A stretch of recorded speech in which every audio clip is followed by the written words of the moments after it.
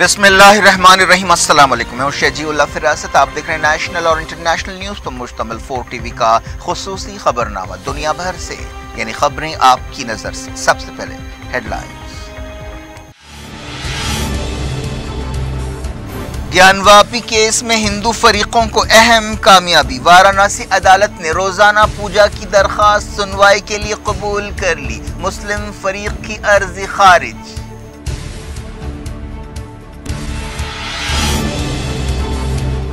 ज्ञानवापी मस्जिद कमेटी ने कहा फैसला मुनासिब नहीं, ऊंची अदालत जाएंगे। 1991 कानून को नजरअंदाज किया गया।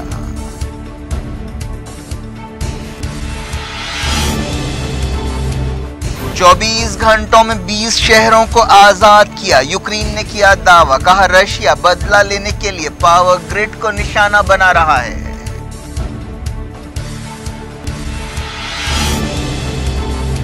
यूक्रेन फौजी ऑपरेशन के मकसद हासिल करेंगे, रशिया ने किया ऐलान। कीव के दावे नजरअंदाज।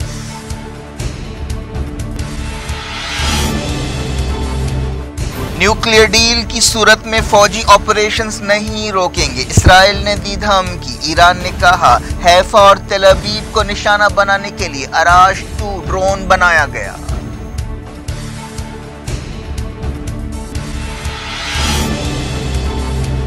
चार्ल्स III ने ब्रिटिश पार्लियामेंट में बादशाह की हैसियत से किया पहला खिताब। मां एलिजाबेथ को खिराज अकीदत।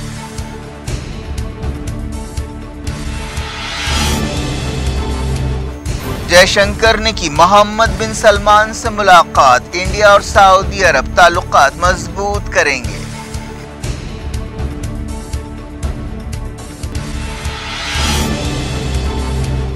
T20 वर्ल्ड कप के लिए टीम इंडिया का ऐलान। बुमराह और हर्षल पटेल ने की वापसी। मोहम्मद शमी को स्टैंड बाय रखा गया।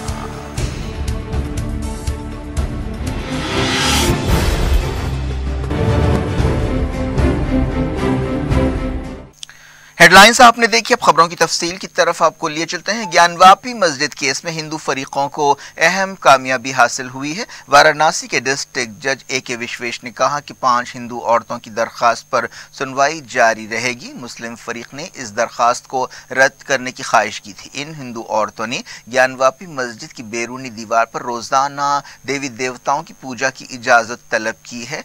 अब इन औरतों की दरखास्त पर 22 सितंबर को सुनवाई होगी। ये मस्जिद काशी विश्वनाथ मंदिर के बाजू है। वाराणसी के डिस्ट्रिक्ट जज विश्वेश ने अंजुमन इंतजामिया मस्जिद कमेटी की दरखास्त को रद्द कर दिया, जिसने कहा था कि ज्ञानवापी मस्जिद एक वक्फ जायदाद है और इस दरखास्त को कबूल नहीं किया जा सकता। पिछले महीने डिस्ट्रिक्ट जज ने इस हसास केस में फैसला महफूज किया था। हिंदू फरीक के वकील विष्णु जैन ने कहा कि हम डेली बेसिस पर केस की सुनवाई की दरखास्त करेंगे। उन्होंने उम्मीद जाहिर की कि जल्द ही पूजा का हक हासिल होगा।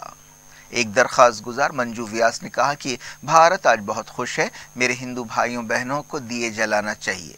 एक दरखास्त गुजार सोहन लाल ने कहा कि यह हिंदुओं की जीत है। अगली सुनवाई 22 सितंबर को है। यह ज्ञानवापी मंदिर का संग बुनियाद होगा।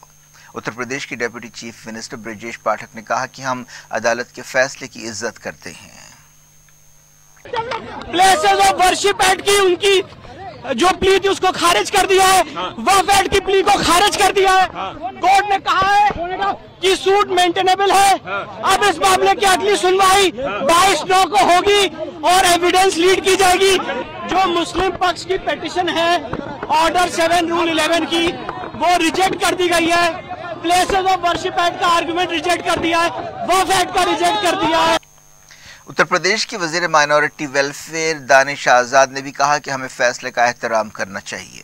मुस्लिम फरीक ने कहा कि अदालत का हुक्म मुनासिब नहीं है और वो ऊंची अदालत जाएंगे। मुस्लिम फरीक की नुमाइंदगी करने वाले वकील ने कहा कि जज ने पार्लियामेंट में मंजूर किए गए कानून को नजरअंदाज कर दिया।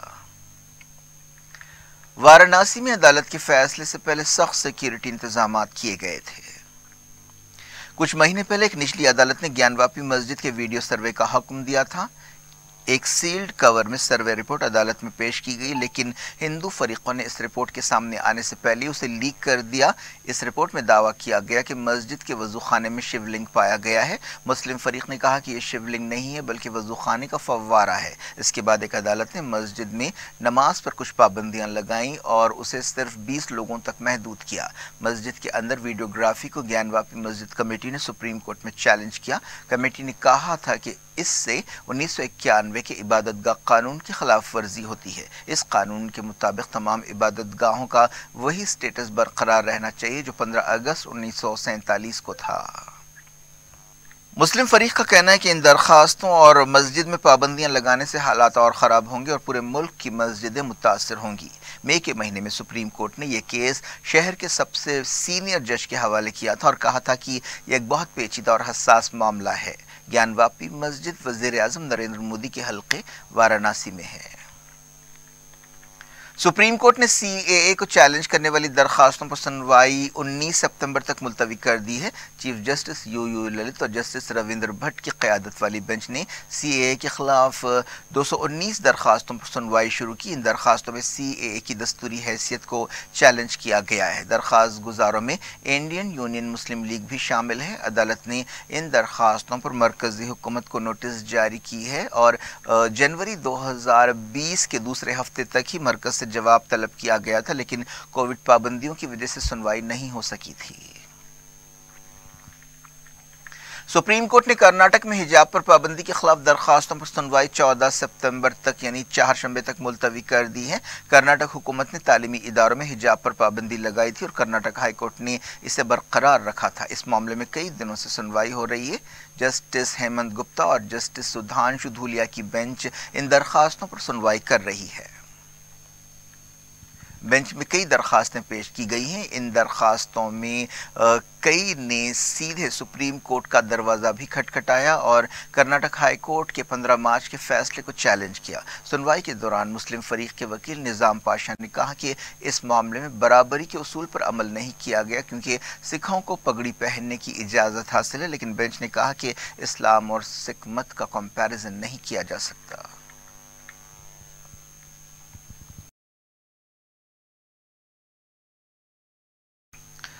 بات کرتے ہیں یوکرین کی۔ یوکرین نے الزام لگایا کہ رشیا اس کے حملوں کا بدلہ لینے کے لیے پاور گرڈ کو نشانہ بنا رہا ہے۔ صدر وولودیمیر زیلنسکی نے سویلین ٹارگٹس پر حملوں کی مذمت کی اور انہیں دہشت گردی قرار دیا۔ ایسی خبریں ہیں کہ رشین فوجیں خارکیف سے پیچھے ہٹ رہی ہیں کیونکہ یوکرین کے سپاہیوں نے طاقتور جوابی حملے کیے ہیں۔ یوکرین کے عہدیداروں نے بتایا کہ رشیا کے حملوں کی وجہ سے خارکیف اور دوسرے مقامات پر بلیک آؤٹ ہو گیا ہے۔ زیلنسکی نے ٹویٹ کیا کہ رشینز لوگوں کو روشنی اور گرمی سے محروم کر رہے ہیں۔ ماسکو نے جان بوجھ کر سویلین ٹارگٹس کو نشانہ بنایا ہے، لیکن ماسکو نے اس الزام کو رد کر دیا۔ زیلنسکی نے دعویٰ کیا کہ 6 مہینوں سے جاری لڑائی میں یوکرین کے سپاہی اب کامیابیاں حاصل کر رہے ہیں۔ اگر کیف کو مزید ہتھیار ملیں تو وہ اور زیادہ علاقوں کو پھر سے حاصل کر سکتا ہے۔ فروری میں رشیا کے حملے شروع ہونے کے بعد سے ماسکو کی فوجوں کو پہلی مرتبہ زبردست چیلنجز کا سامنا ہے۔ ہزاروں رشین سپاہی ہتھیار اور گولہ بارود چھوڑ کر ایریم شہر سے فرار ہوئے ہیں۔ یوکرین کے چیف کمانڈر نے کہا کہ ان کی فوجوں نے 3000 اسکوائر کلومیٹر کے علاقے پر قبضہ کیا ہے۔ جنگ شروع ہونے کے بعد سے یہ پہلی بڑی کامیابی ہے۔ یوکرین کے آرمی چیف نے کہا کہ ان کی فوجوں نے پچھلے 24 گھنٹوں میں 20 سے زیادہ ٹاؤنز اور دیہاتوں کو دوبارہ حاصل کیا ہے۔ کیف کے سپاہیوں کی تعداد وہاں پر رشیا کے سپاہیوں کی تعداد سے 8 گنا زیادہ ہے۔ یوکرین کے وزیر دفاع نے مزید جوابی حملوں کی وارننگ دی ہے۔ رشیا نے کہا کہ وہ یوکرین میں اپنے مقصد حاصل کرے گا۔ کریملن کے ترجمان نے کہا کہ فوجی آپریشن جاری ہے اور جب تک مقصد حاصل نہیں ہو جاتے آپریشن نہیں روکا جائے گا۔ انہوں نے یوکرین کے دعووں پر تبصرہ کرنے سے انکار کیا۔ سی این این نے کہا کہ نارتھ ایسٹ یوکرین میں رشیا کی ناکامیوں سے ماسکو کے اسٹیبلشمنٹ میں ہلچل مچی ہوئی ہے۔ ایران نے کہا ہے کہ ویانا بات چیت میں یورپی ملکوں کا موقف یا سٹینڈ نامناسب اور غلط ہے۔ ایران نے جرمنی، فرانس اور برطانیہ کی طرف سے جاری ایک بیان پر تنقید کی۔ وزارت خارجہ کے ترجمان ناصر کنانی نے ایک پریس کانفرنس سے خطاب کرتے ہوئے کہا کہ ایران نے بات چیت میں اپنی طرف سے بہتر کوششیں کی اور سمجھوتے پر پہنچنے کے لیے تعمیری رویہ اپنایا۔ اسے امید تھی کہ دوسرے فریق کی طرف سے بھی ایسے ہی رویے کا مظاہرہ کیا جائے گا۔ ایران نے IAEA سے کہا ہے کہ وہ اسرائیل کے دباؤ میں نہ آئے۔ انٹرنیشنل ایٹامک انرجی ایجنسی کے بورڈ آف گورنرز کی ایک میٹنگ کے موقع پر یہ بات کہی گئی۔ حال ہی میں IAEA میں ایک قرارداد منظور کرتے ہوئے ایران سے کہا گیا تھا کہ وہ یورینیم کے ٹریسز کے بارے میں تحقیقات کے ٹھوس جواب دے۔ ایران نے ان الزامات اور تحقیقات کو سیاسی محرکات پر مبنی قرار دیتے ہوئے رد کر دیا۔ اسرائیل نے کہا کہ وہ کسی بھی قیمت پر ایران کو نیوکلیئر ہتھیار بنانے نہیں دے گا۔ اسرائیل کی خفیہ ایجنسی موساد کے چیف نے کہا ہے کہ ایران نیوکلیئر ڈیل ہونے کی صورت میں بھی اسرائیل کے فوجی آپریشنز نہیں رکیں گے۔ اسرائیل مڈل ایسٹ کے بعض مقامات خاص طور پر سیریا میں وقفے سے ایسے حملے کر رہا ہے جن میں ایران کے حامی فائٹرز اور مفادات کو نشانہ بنایا جاتا ہے، لیکن کبھی کبھار تیل ابیب ایسے حملوں کا اقرار کرتا ہے۔ موساد چیف ڈیوڈ برنی نے ایک تقریر میں کہا کہ ہم نے ایران کے کئی دہشت گرد حملوں کو ناکام بنایا ہے۔ انہوں نے کہا کہ یہ اسلامک ریپبلک آف ایران نہیں بلکہ ٹیرر ریپبلک آف ایران ہے۔ ایرانی فوج کے کمانڈر بریگیڈیئر جنرل کیمار حیدری نے کہا ہے کہ ایران کے آراش 2 ڈرون میں انوکھی صلاحیتیں ہیں اور اسے اسرائیلی شہروں حیفا اور تل ابیب کو نشانہ بنانے کے مقصد سے بنایا گیا ہے۔ ایران کے ٹیلی ویژن چینل سے بات چیت کرتے ہوئے انہوں نے کہا کہ پچھلے ہفتے جنگی مشقوں کے دوران یہ تجربہ کیا گیا۔ ان مشقوں کو اقتدار کا نام دیا گیا۔ ایران نے سعودی عرب سے کہا ہے کہ وہ دونوں ملکوں کے درمیان بات چیت میں دلچسپی اور خیر سگالی کا مظاہرہ کرے۔ عراق کی کوششوں سے دونوں ملکوں کے درمیان بات چیت کے کچھ راؤنڈز ہوئے ہیں۔ یہ بات چیت بغداد میں ہوئی ہے۔ ایرانی وزارت خارجہ کے ترجمان نے سعودی عرب سے کہا کہ وہ تعلقات کو بہتر بنانے کے لیے تعمیری رویہ اپنائے۔ نارتھ عراق میں ترکی کے 4 سپاہی لڑائی کے دوران ہلاک ہو گئے۔ بتایا گیا کہ کردستان ورکرز پارٹی کے فائٹرز کے ساتھ یہ لڑائی ہوئی۔ ترکی نے اس علاقے میں اپریل کے مہینے میں ایک آپریشن شروع کیا تھا۔ ترکی وقفے سے عراق میں حملے کر رہا ہے جس پر دونوں ملکوں کے درمیان سفارتی تناؤ بھی پایا جاتا ہے۔ یمن میں سعودی عرب کی مدد رکھنے والی فوج نے دعویٰ کیا ہے کہ اس نے ابیان اور شبوہ کے بعض علاقوں سے القاعدہ ملیٹنٹس کو نکال باہر کیا۔ القاعدہ ملیٹنٹس نے وہاں کے بڑے علاقوں پر قبضہ کر لیا تھا۔ فوج کے ایک ترجمان نے بتایا کہ انہوں نے ابیان میں 3 وادیوں پر کنٹرول حاصل کر لیا۔ ایران نے یمن میں سیز فائر کی مدت بڑھانے کی تائید کی ہے۔ ایرانی وزیر خارجہ حسین عامر عبداللہیان نے یمن کے حوثی لیڈر عبدالسلام سے تہران میں ملاقات کرتے ہوئے یہ بات کہی۔ حماس نے ایک فلسطینی کی اسرائیلی فوج کے ہاتھوں ہلاکت پر کہا کہ شہیدوں کا خون بیکار نہیں جائے گا۔ ایک دن پہلے اسرائیلی فوج کی فائرنگ میں ایک نوجوان حماد ابو جلدہ کی موت ہو گئی تھی۔ حماس نے ایک بیان میں کہا کہ اسرائیلی فوج کے ہاتھوں بے دردی سے ان شہادتوں کے واقعات سے فلسطینی قوم کی تحریک آزادی کمزور نہیں ہوگی۔ اسرائیلی فوج نے یروشلم کے علاقے عیسویہ میں درجنوں فلسطینی گھروں کو گرانے کی وارننگ دی ہے۔ علاقے کے متاثرہ لوگوں کی ایک کمیٹی نے بتایا کہ اسرائیلی فوج، پولیس اور بلدی عہدیداروں نے عیسویہ علاقے میں گھستے ہوئے وہاں پر ویڈیوگرافی کی۔ پاکستان کی ایک عدالت نے سابق وزیر اعظم عمران خان کی دہشت گردی کیس میں ضمانت کی مدت بڑھا دی ہے۔ اب انہیں کم سے کم 20 ستمبر تک گرفتار نہیں کیا جا سکتا۔ عمران خان نے حال ہی میں ایک ریلی کے دوران پولیس اور جج کے خلاف سخت زبان استعمال کی تھی اور کارروائی کی دھمکی دی تھی، جس کے بعد ان کے خلاف دہشت گردی کا کیس درج کیا گیا۔ برطانیہ کے نئے بادشاہ چارلس III پہلی مرتبہ بادشاہ کی حیثیت سے پارلیمنٹ گئے۔ پارلیمنٹ میں انہوں نے ملکہ الزبتھ کے انتقال پر تعزیت کا اظہار کرنے کے لیے پارلیمنٹ کے ارکان کا شکریہ ادا کیا۔ کنگز چارلس نے کہا کہ پارلیمنٹ میں وہ اپنی چہیتی ماں کے تعلق سے یہ محسوس کر رہے ہیں کہ ارکان کو ان سے کس قدر لگاؤ تھا، جو اس ملک کی جمہوریت کا اہم ستون تھی۔ اس کے بعد وہ ایڈنبرگ روانہ ہو گئے جہاں کوئن کے تابوت کو رکھا گیا تھا۔ بادشاہ اور شاہی خاندان کے دوسرے ارکان نے تابوت کا دیدار کیا۔ کوئن الزبتھ کے پوتے پرنس ہیری نے ایک بیان جاری کرتے ہوئے اپنی دادی کے اچھے مشوروں کو یاد کیا اور ان کا شکریہ ادا کیا، اور انہیں اپنی دادی کی اس مسکراہٹ کو یاد کیا جو دوسروں کو بھی مسکرانے کی وجہ بنتی تھی۔ کوئن الزبتھ کی آخری رسومات 19 سپتمبر یعنی اگلے پیر کو ویسٹ منسٹر ایبے میں ادا کی جائیں گی۔ کوئن کا 96 سال کی عمر میں پچھلے دنوں انتقال ہوا تھا۔ فرانس کے دارالحکومت پیرس میں بڑھتی ہوئی مہنگائی کے خلاف ایک بار پھر سینکڑوں لوگوں نے سڑکوں پر نکلتے ہوئے احتجاج کیا۔ یوکرین جنگ اور دوسرے فیکٹرز کی وجہ سے مہنگائی کی سطح کافی بڑھ گئی ہے۔ یہی حال دوسرے یورپی ملکوں کا ہے۔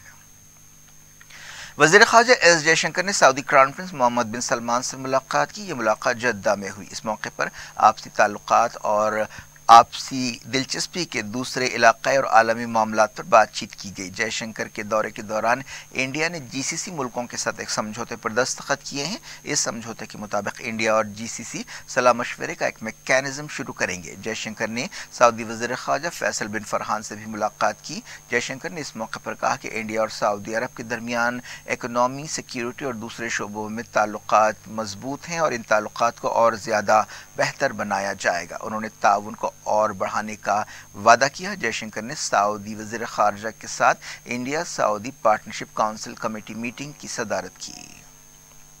वज़ीर आज़म नरेंद्र मोदी 15 और 16 सितंबर को उज़्बेकिस्तान का दौरा करेंगे। वो उज़्बेकिस्तान में शंघाई कोऑपरेशन ऑर्गेनाइजेशन समिट में शिरकत करेंगे। इस समिट में अहम आलमी मामलात पर गौर होने वाला है। वो बाज़ मुल्कों के लीडर्स से आपसी मुलाकातें भी करेंगे। वर्ल्ड कप T20 के लिए इंडियन क्रिकेट टीम का ऐलान कर दिया गया है। रोहित शर्मा कप्तान होंगे। जसप्रीत बुमराह और हर्षल पटेल ने वापसी की है, जबकि मोहम्मद शमी को स्टैंड बाय रखा गया है। हाल ही में एशिया कप में इंडियन क्रिकेट टीम के खराब मुजाहरे के बाद टीम में अहम तब्दीलियां की गई हैं। सिलेक्शन कमेटी की मीटिंग मुंबई में हुई, जिसमें 15 रुकनी टीम का फैसला किया गया। रवि बिश्नोई और ओवैस खान को शामिल नहीं किया गया, जो एशिया कप में थे। टीम इस तरह है: रोहित शर्मा कप्तान, KL Rahul vice captain, Virat Kohli, Surya Kumar, Deepak Hooda, Rishabh Pant, Dinesh Karthik, Hardik Pandya, are Ashwin, Yuzvendra Chahal, अक्षर पटेल, जसप्रीत बुमराह, भुवनेश्वर कुमार, हर्षल पटेल और अर्शदीप सिंह। क्या कुछ हो रहा है आपकी दुनिया में? आखिर में हेडलाइंस दुनिया भर से एक बार फिर देखते हैं। ज्ञानवापी केस में हिंदू फरीकों को अहम कामयाबी। वाराणसी अदालत ने रोजाना पूजा की दरखास्त सुनवाई के लिए कबूल कर ली। मुस्लिम फरीक की अर्जी खारिज।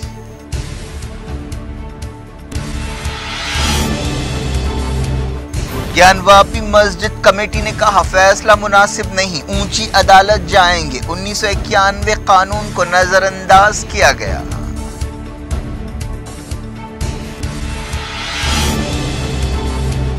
चौबीस घंटों में 20 शहरों को आजाद किया। यूक्रेन ने किया दावा, कहा रशिया बदला लेने के लिए पावर ग्रिड को निशाना बना रहा है।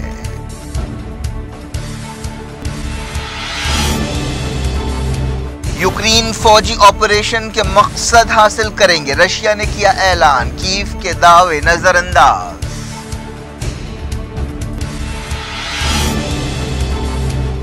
न्यूक्लियर डील की सूरत में फौजी ऑपरेशंस नहीं रोकेंगे। इस्राइल ने दी धमकी। ईरान ने कहा, हैफा और तेल अवीव को निशाना बनाने के लिए अराश 2 ड्रोन बनाया गया।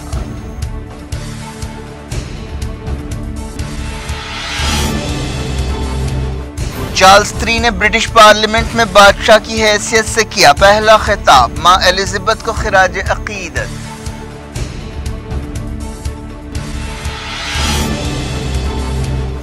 जयशंकर ने की मोहम्मद बिन सलमान से मुलाकात। इंडिया और सऊदी अरब ताल्लुकात मजबूत करेंगे।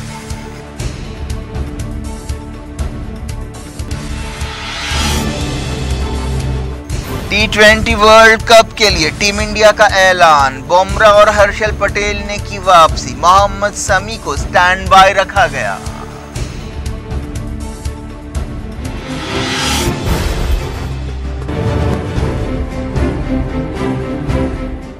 ये थी आज की खबरें। शेजुल्ला फरासत को दें इजाजत और अपना बेहद ख्याल रखें। अल्लाह।